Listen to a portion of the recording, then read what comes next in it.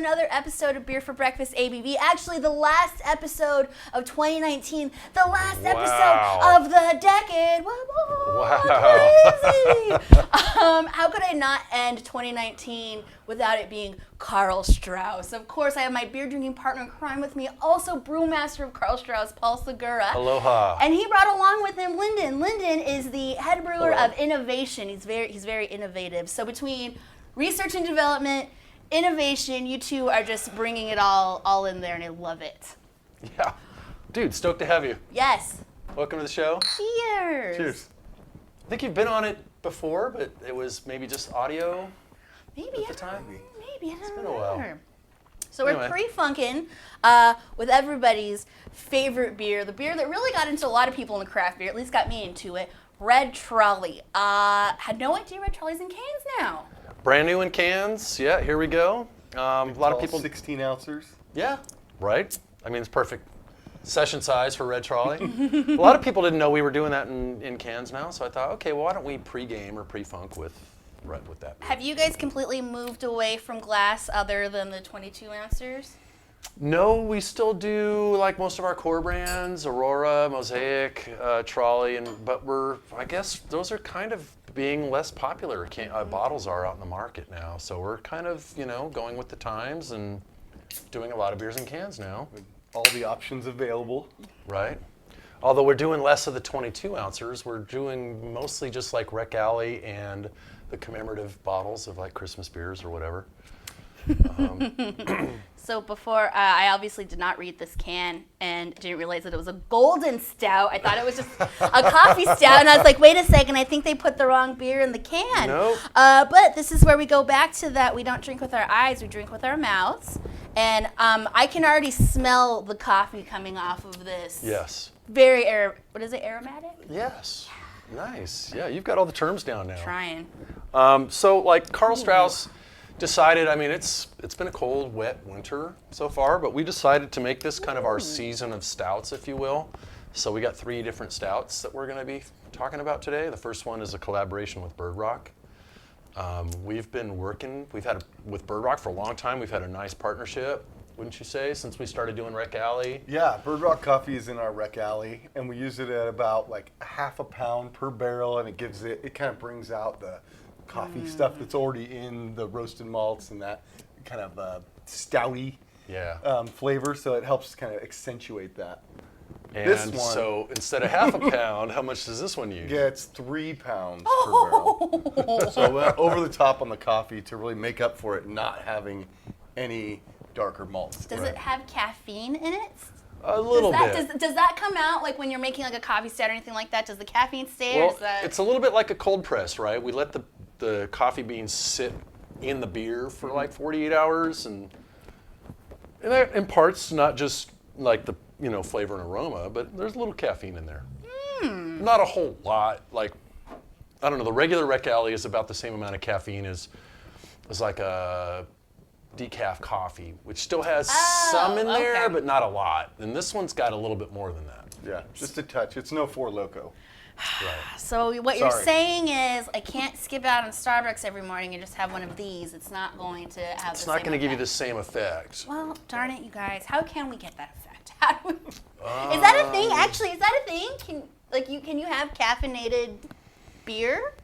I think when you reach a certain level, it becomes like an energy drink or something, and you have to jump through different hoops with the government or something. Yeah, there was something about that with the Four Loko thing. And alcohol with caffeine, and where they had to kind of, I think, stop that. Well, there's always Jaeger bombs. There's always Jaeger bombs. Big brother. Thanks a lot. This beer is really, really great. How long have you guys been doing this one? Well, we've been doing golden stouts for, I don't know, about a year, I think, maybe a little longer. We've been calling them different things and just releasing them as small batches within Karl Strauss, just for like the restaurants and tasting rooms and stuff. This year we decided, we've been doing a lot of collaborations, and we said, why not do one with Bird Rock? I mean, they're great partners of ours, and by the way, they win like international awards for their coffee all the time. They've been doing that for years, and they're right here in our backyard. So we just said, let's Keeping it local. keep it local. Let's do Yes. something really cool with these guys. And we Yeah, like they're them a great lot. to work with. They would take, they ask us what we want in the coffee, what like we're trying to get out of it, and then let us do a cupping and come and try all the different single origin beans, and then choose them and even kind of specify, could you roast this a little bit darker for us, or just a little bit So lighter? very easy to Whatever work it is with. exactly Totally. we want, they want us to get that Yeah. out of their coffee. So they're fun to work with, and I like coffee. I think the whole scene is cool. Bird Rock's the best. So I got pretty lucky getting to go do all that cupping and trying it. Like, oh, this one's not going to be it. I guess I'll have to drink this as coffee at home. Yeah. So this was like an Ethiopian bean, right, that they did just for us. Yeah. A little bit of fruitiness in there from the bean itself. So we did also threw a lot of oats in the making of this beer, also some cocoa and vanilla bean. And at 7.5%, you know, that's a nice little bump right It's there. hearty. Yeah. It doesn't obviously doesn't drink like a stout because it's a golden stout, so duh. But this is really good, If guys. you close your eyes and drink it, it's kind of stout, very stout-like, right? Try to But then match you- the mouthfeel and the flavor of stout. And then if you were to open your eyes and be surprised by that. It's kind of a mind F. That's what I was just gonna say. So we I could was say literally F. just about to say that. Well, I mean, I have, I'm held to a different standard. So getting into the next beer, and actually I'm super duper excited because it's in a bottle, and I get to share this really amazing bottle opener that we have That's in the pretty 91X sweet. store. Little Which 91X. has all sorts of nice swag. Got pint glasses, you got yourself a little liter growler. All of this can be found at 91x.com in the merch store. This thing is super duper rad. When I saw your marketing people post about this beer before it came out, I got insanely excited about it. And whether you named it for our show or not, I don't care, because I'm just going to say that you named it for our show. 10 beers So, for breakfast. like, why wouldn't we? We've been doing this show for a while now. I mean, it is a breakfast stout because Ooh. it's got maple. It's got cocoa, oats, and vanilla in it, right? Oh my gosh. Yeah. Look I'm at psyched for this. That looks like what you expect from So this stout. is the 10th installment of our 12 years or 12 beers for Christmas. And we've been trying to stick with like Southern California or San Diego like things with each year. The first one was Parrot and a Palm Tree. Second one was Two Tortugas. Third one was like each year has been something that ties into Southern California, but sort of keeping with the 12 beers for Christmas. And we finally reached year 10 and we went, well, you know, beer for breakfast is kind of a Southern California institution now, right? And I mean, who doesn't need the 10 of them? We need all 10 of them. Can we cheers to that before we even try this? To Like, 10 beers for to 10 beers for beers breakfast. breakfast. Oh. All right. Oh. So you get the maple, but it's not overpowering. No. Right? It kind of complements the oats and the vanilla and coffee that's in there. I want to put this on pancakes. I want to put this You on. probably could do like a reduction, make it thicker, and some butter on Yeah. Totally good. Oh. Oh. So how did this come about? Like when we have these beers, you know, 10 beers for breakfast, these like how did this recipe come? What were you guys doing? Were the two of you sitting there and being like, all right, if we're going to have beer for breakfast, this is what I want in my breakfast beer? It's like mostly like Lyndon and Sean. We were innovating. Yeah. And it has been, this is the 10th one, so you're just trying to come up with something new. And I think that the pastry stout movement, if you will, Yes. is in full Super swing, and popular. we're thinking, let's do something like that. So it's on that pastry stout Oh, so you're a pastry boy style. Pastry boy. I took inspiration from pastry boy to make this. It's not quite the like 13% alcohol with like all this residual sugar that makes it look Lactose like and everything actual else. syrup and all that. It's a little more drinkable than that. now. 6'9", not bad. 6.9. Right, So it's- it's Ah. Yeah. you could have a pint of this, no problem. But it's got that pastry boy influence. So all the extra ingredients that we would consider that, like the maple, the vanilla, the chocolate, and all these things that kind of add to it. Could you lay this down? Is this a laid downable beer, or is this something that you want to like have now? That's a good question. Like early in the 12 Beers for Christmas like series, we brewed a lot of really high gravity stuff, and we encouraged people to lay them down. Just put the bottles, buy a whole case which has 12 bottles, and each year do a vertical tasting. And at the end of like the 12 years, you should have one bottle left of the first batch and like 11 bottles left of whatever, batch number 12. So we really kind of try to design the beers to be laid downable. And now as we get to the end, we're like, year 10. They only have to last 2 years, and we're very confident that that beer could last 2 years. So when people get to the very end, we're. Are we doing a tasting at your house again this year? Yes. Do this on camera right now. I'd be like, I have proof now. You're gonna come to the Garage Mahal. We're gonna hang out. Hey, dude, when those bottles get busted up from the Garage Mahal, it's a good night. It's a good time. It's an Ubering kind of night, but it's a good time. Yeah. You guys, this beer, It's a fun beer. It really is. Ugh. And all the flavors, you can each sip, you take something you didn't taste the previous sip. Like the coffee or the cocoa, and then the kind of maple comes in the end. And what would you pair this with? What would you eat with it? Based on the label, pancakes. But beer for breakfast, right? Yeah. I was like, I can only think of sweet things to have with this. I'm like, ooh, like a beer float would be good. A beer float would be awesome. Yeah. Just pour this over some vanilla bean ice cream, or just go out and buy a maple bar from a donut shop, or have that really for good dessert too. After dinner. I think it'd be good with like rich kind of like meat-based stuff, kind of like a pot roast or something, or like if you were glaze some brisket or something that had caramelized on the outside. I think it would go good with that too. Guys, Like something big and bold, to go with it. Yeah. Is this beer available in the tasting rooms? It is, and all the Karl Strauss locations, as well as a bunch of the bottle shops, liquor stores, things like that, all the regular retail outlets. And you mentioned laying it down. I think it would do well for that, and it will change. So right now you're getting kind of fresh, the vanilla and stuff when it's bright and fresh, it kind of pops right out. But over time, I think something else might come up, and it might be more about the beer and the roasted malts than it is about the maple. Do you ever I think that'll kind of subside over time. The first initial aroma you're getting that's all maple and vanilla and chocolate, I think that's going to kind of come down, and the beer will kind of come up, the base beer, and it'll be a different ratio of those aromas and stuff. Do you ever take note to see if what you think is going to happen actually happens? You're like, I knew it. I should. You should. See? Maybe takes mental notes. Yes, there you go. Mental note. Well, now you know. Now this is your note for next year when we're on 11. And you can be like, hey, dude, remember? And this will exist somewhere. I could check. So. 91x.com. You can find all of our previous episodes. So before I pour the last beer, I do want to acknowledge you guys have been celebrating your 30th anniversary all year long. Yes, we have. We're coming to the culmination of 2019. How was it? It's been a cool year. It's been a celebratory year. It's, 30 years.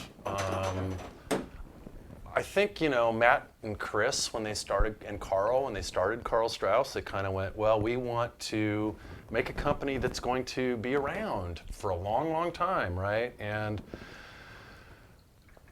But I think 30 years in an industry where a lot of breweries have come and gone, and, San Diego's just evolved to become this really cool, Napa of beer.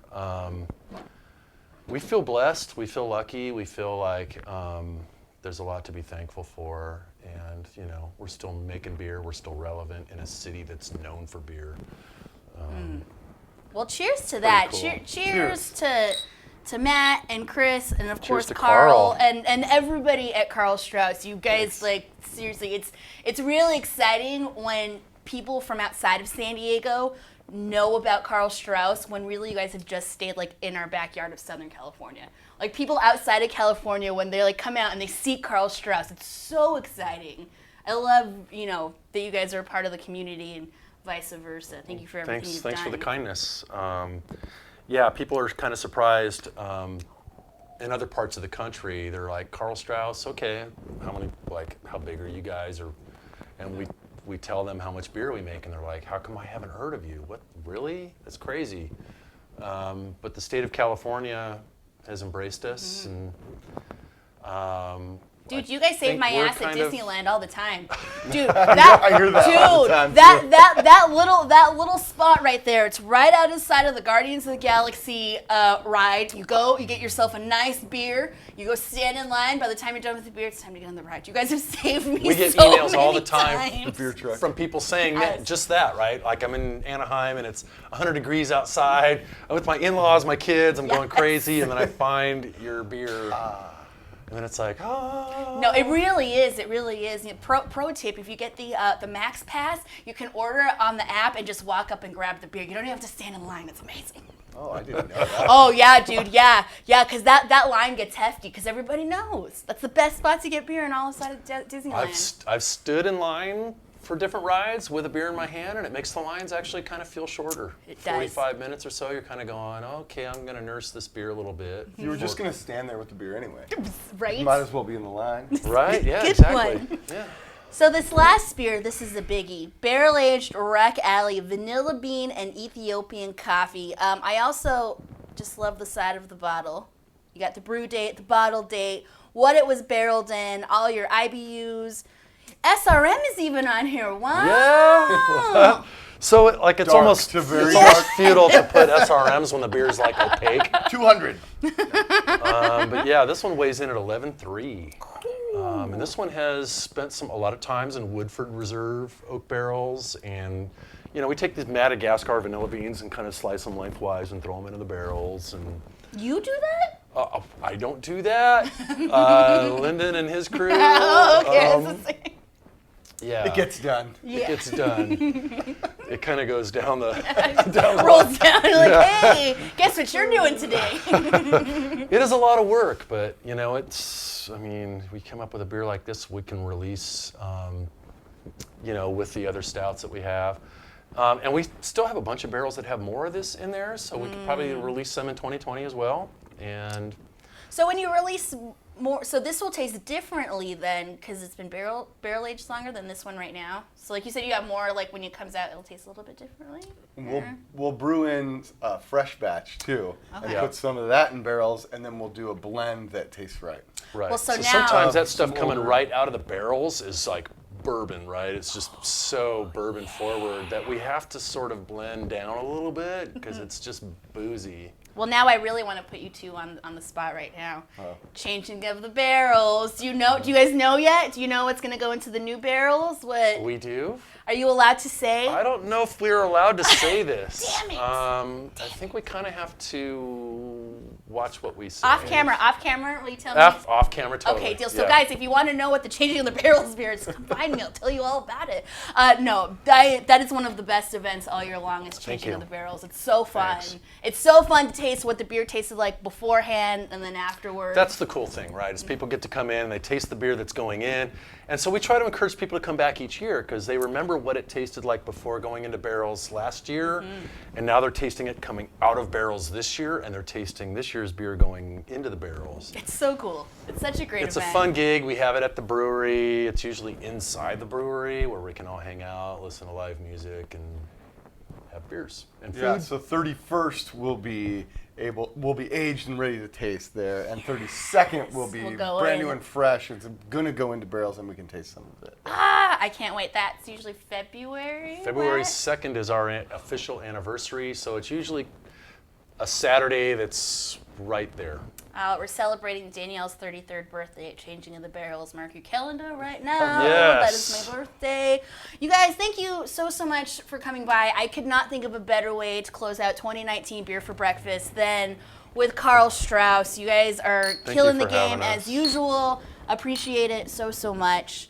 And thank you. Can you believe it? The last beer for breakfast of 2019 of the decade. Thank Where you did the year so go? much for following along, Paul and I. We've had such a great time doing this. If you want to see any of the previous episodes of Beer for Breakfast, you can find them at 901x.com. Friday morning, Paul's going to come on for the last time of 2019. And we're going to drink, Marty and I are going to drink some Karl Strauss beer around 9:05 Friday morning on 91X. Thank you so much, and cheers to independently owned craft beer and radio. Cheers. 91X.